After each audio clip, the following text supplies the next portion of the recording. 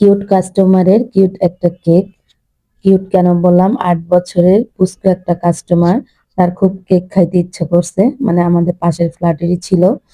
তো বলতেছে আম্মু আমার আন্টির হাতের কেক খেতে খুব ইচ্ছা করছে, তুমি একটা কেক অর্ডার দাও। পরে মা মেয়ে এসে একটা কেক অর্ডার দিয়ে গেছে। তো বাচ্চার পছন্দ অনুযায়ী কেকটা অর্ডার করেছি স্ট্রবেরি ফ্লেভারের। তো বলছে ফিলিংটা ভিতরে অল্প দিবেন, যেহেতু এটা একটু টকটক ফ্লেভারের হয় এর জন্য। তো আমি সেইভাবে স্ট্রবেরি ফ্লেভারের করে দিচ্ছিলাম। তো আর কোনো কালার, তারপরে কোনো ডিজাইন দেয় নাই, আমি আমার নিজের মতো করেই করে দিয়েছি। আর শুধু বলেছি ক্রিমটা একটু উপরে বেশি দিবেন, যেহেতু ছোট মানুষ ক্রিম খেতে পছন্দ করে।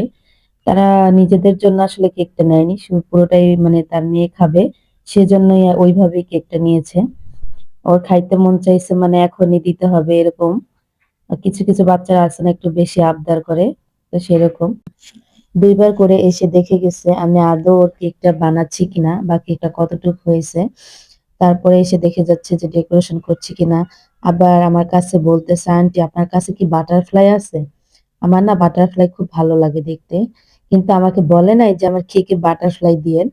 এরকম আরকি গল্প করতেছিল। তা আমিও যখন এই কেকের কাজটা করছিলাম তখন আমার সামনেই ছিল। তো সামনেই আমি কাজটা করতেছিলাম।